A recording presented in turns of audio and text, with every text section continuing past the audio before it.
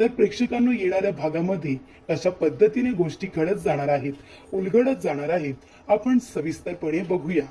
प्रेक्षकांना आपण बघितलं की इथे दामिनी देशमुख अर्जुनच्या समोर आता ढोपरं टेकायला आलेली आहे। म्हणजे अर्जुनने अशा पद्धतीने केस फिरवलेली असते की इथे प्रिया आणि साक्षी या दोघींचं कारस्थान त्याने कोर्टामध्ये सगळ्यांसमोर उघड केलेलं असतं। त्यामुळे इथे दामिनी देशमुखला एक गोष्ट कळलेली असते की खोट्याचं खोटंच होतं, अर्जुन सत्याच्या बाजूने लढतोय, म्हणून तो इथे वेगवेगळे पुरावे कोर्टामध्ये सादर करतोय। आणि शेवटीला माझी बाजू खोट्याची आहे, तर इथे खोटे पुरावे, खोटे साक्षीदार उभे करायची वेळ आली। आता करायचं तर काय करायचं? तेव्हा इथे दामिनी देशमुखने एक खूप मोठा टोकाचा आता प्लॅन तयार केलेला असतो। तिने इथे मधुभाऊ आणि अर्जुन या दोघांना आता विशिष्ट पद्धतीने या केसमध्ये अडकवण्याचा प्रयत्न करण्यात आलेला असतो। पण मधुभाऊ आणि अर्जुन या दोघांनाही माहिती असतं की दामिनी देशमुख हे सगळं कारस्थान करणारच आहे। त्यामुळे अर्जुनने आता सगळ्या गोष्टीची तयारी आधीच करून ठेवलेली असते। त्याने ही केस उगाच 2-2.5 वर्ष सुरू ठेवली आहे का?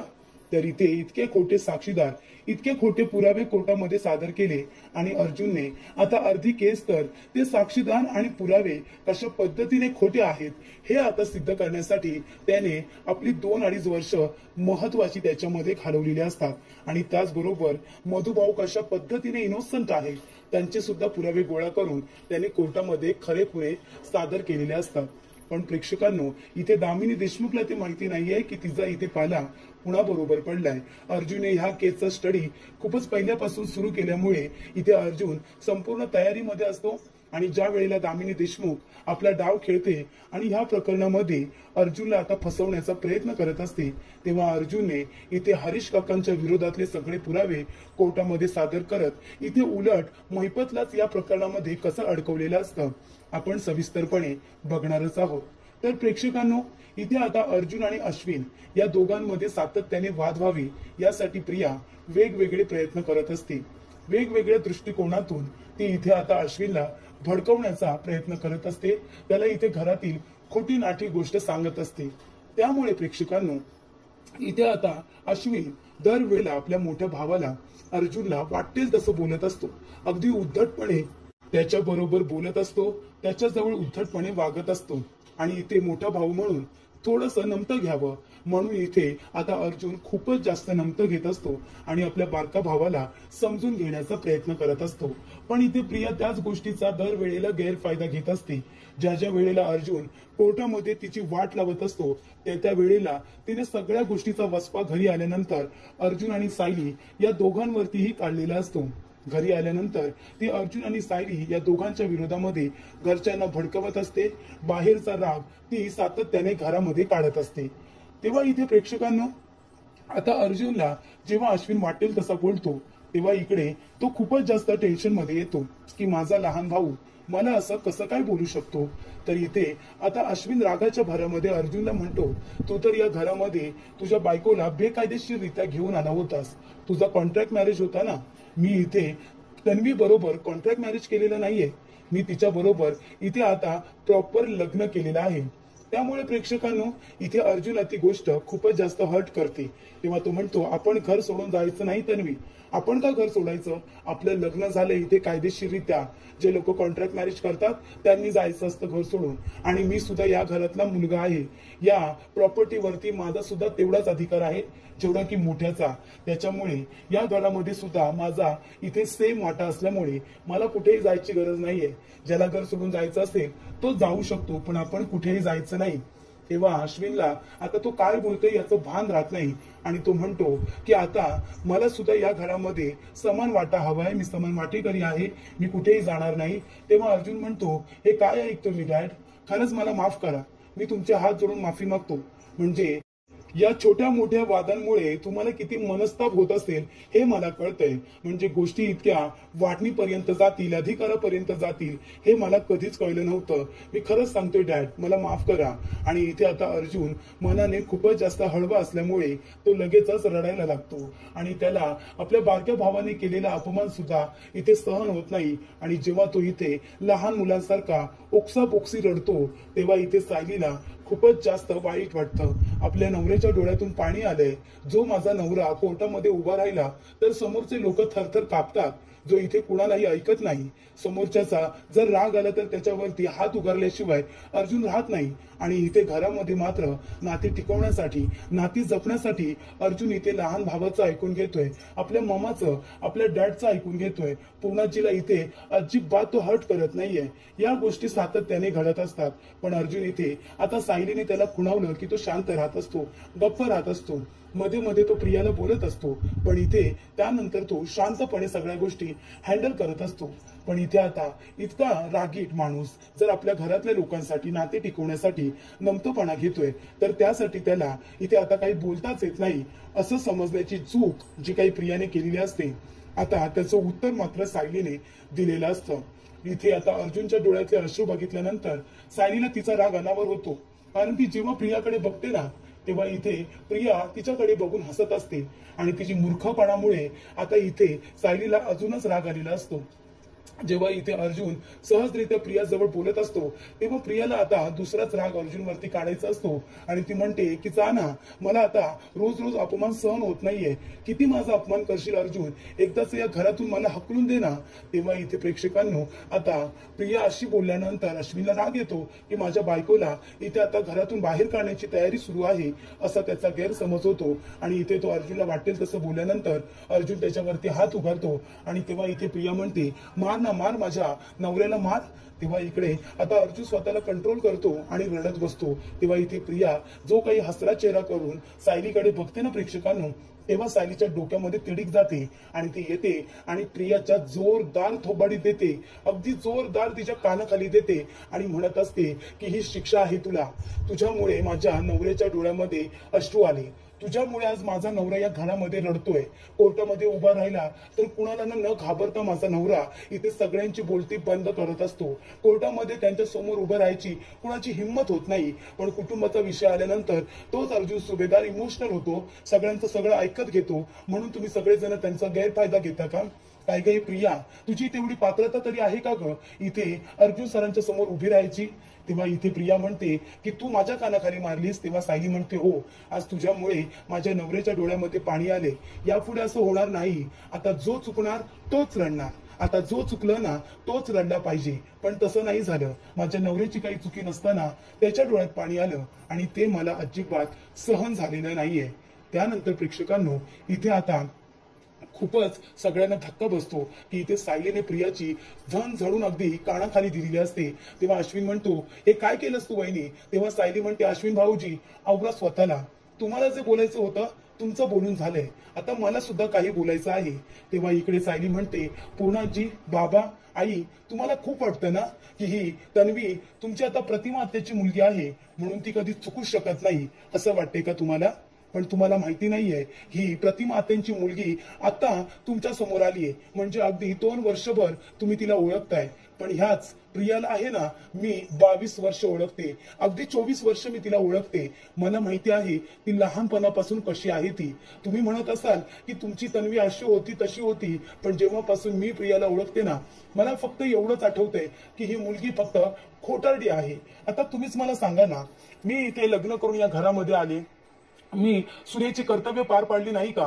मी आता 1 वर्षासाठी या घरामध्ये आहे असं समजून मी या घरामध्ये फक्त पेपरवरती सह्या करून आले नव्हते. तर इथे अश्विन भाऊजी, तुम्ही तुमच्या भावावरती आरोप करताय ना की आम्ही इथे बेकायदेशीररित्या राहत होतो म्हणून एकत्र, तो तुमचा खूप मोठा गैरसमज आहे. तुम्ही तुमच्या भावाला खूप चांगल्या पद्धतीने ओळखत असाल असं मला वाटलं होतं. तुम्हाला खरंच असं वाटतं की ते माझ्या बरोबर इथे फक्त पेपरवरती सह्या करून राहतील? इथे मला तर वाटलं होतं की फक्त कोर्टामध्ये जायचं आणि सह्या करायच्या. पण अर्जुन सरांनी मंदिरामध्ये चैतन्य भाऊजींना सांगून सगळी तयारी करून ठेवली होती आणि ते मला म्हणाले होते की आपण दोघांनी इथे अगदी विधिवत मंदिरामध्ये लग्न करायचं आणि त्यानंतरच आपण एकत्र राहायचं. कारण मला लग्न या संस्कृतीचा जरी मला तिटकारा असेल, ते मला मान्य नसेल, तरी सुद्धा मला त्याचा अपमान होऊ द्यायचा नाहीये. आणि लग्नाशिवाय तुम्ही सुद्धा माझ्या घरामध्ये राहणार नाही मला माहिती आहे. आणि म्हणून आम्ही दोघांनी मंदिरामध्ये विधिवत लग्न केलं होतं. तुमच्या माहितीसाठी सांगते, म्हणून तुम्ही जो त्यांच्यावरती आरोप केलात ना की आम्ही बेकायदेशीरित्या एकत्र राहत होतो, ते शब्द पुन्हा बोलू नका. त्यांच्यामुळेच तुमचा भाऊ दुखावला गेलाय. तुम्ही त्यांचे लहान भाऊ असून सुद्धा तुम्ही तुमच्या भावाला ओळखलं नाही. त्यानंतर सायली म्हणते, पूर्णाजी, जेव्हा मी या घरामध्ये आले, मी कधीतरी तुमच्या बरोबर कुणाबरोबरच वाद घातला का? हे घर टिकवण्याचा मी प्रयत्न नाही केला का? त्यानंतर सायली म्हणते की तुम्हाला आमच्या कॉन्ट्रॅक्ट मॅरेजचं सत्य कळण्याआधी आम्हीच तुम्हाला ते सांगणार होतो. कारण का? आमचं प्रेम आता त्या कॉन्ट्रॅक्टच्या पुढे आलं होतं. आम्हाला दोघांना मनापासून एकमेकांच्या बरोबर राहायचं होतं. अर्जुन सरांना प्रेमावरती विश्वास नव्हता, म्हणून मला माझ्या मनातलं प्रेम त्यांच्यापर्यंत पोहोचवण्यामध्ये वेळ लागला. कारण मला भीती वाटत होती की अर्जुन सर आणि मी आम्ही एक कॉन्ट्रॅक्ट साईन केले ते तुटता कामा नये. कारण एकमेकांचा विश्वास आम्हाला ब्रेक करायचा नव्हता आणि म्हणून आम्ही ते 1 वर्ष पूर्ण होण्याची वाट बघितली. आमचं लग्न तर खरं होतंच. त्यानंतर अर्जुन सर जेव्हा मला इथे प्रपोज करणार होते एका रेस्टॉरंटमध्ये, त्याच वेळेला या प्रियामुळे तुम्हाला आमच्या कॉन्ट्रॅक्ट मॅरेजचं सत्य कळलं. नाहीतर तेव्हाच आम्ही येऊन तुम्हाला सत्य सांगून आम्हाला दोघांना आयुष्यभरासाठी एकत्र राहायचं आहे हे सुद्धा मला स्वतः तुम्हाला सांगायचं होतं. पण त्याच वेळेला इथे अस्मिताताई आणि ही प्रिया दोघींनी माती खाल्ली. तेव्हा इथे सायली म्हणते की पूर्णाजी, तुम्ही मला सांगा, माझ्यामुळे या घरामध्ये एक तरी वाद झालाय का? इथे तुम्हाला वाटतंय की तुमची तन्वी कधीच चुकू नाही शकत. माझी एक चुकी तुम्ही मला आतापर्यंत ती ऐकवताय आणि त्यासाठी तुम्ही मला अजून माफ केलेलं नाहीये. पण तन्वी कधी चुकलेलीच नाहीये का? तुम्ही जरा आठवा की तिने काय काय चुका केल्यात. ती सगळ्यात मोठी आणि महत्वाची चूक म्हणजे तिने माझ्या मधुभाऊंसारख्या माणसांच्या विरोधामध्ये खोटी साक्ष दिली कोर्टामध्ये. आणि तेव्हा इथे प्रिया म्हणते, खोटं बोलू नकोस. तेव्हा सायली म्हणते, आता लवकरच ते कोर्टामध्ये सिद्ध होईल की कोण खरं बोलतंय आणि कोण खोटं. कळलं का तुला? आणि इथे तुमच्या मुलावरती तरी विश्वास आहे ना? अर्जुन सरांवरती तरी तुमचा विश्वास आहे ना की ते एका खोट्या माणसाची केस घेतील असं तुम्हाला वाटतंय? नेहमी सत्याची कास धरून पुढे जाणारा अर्जुन सुभेदारासारखा वकील मधुभाऊ जर खोटे असते तर त्यांची केस त्यांनी का घेतली असती?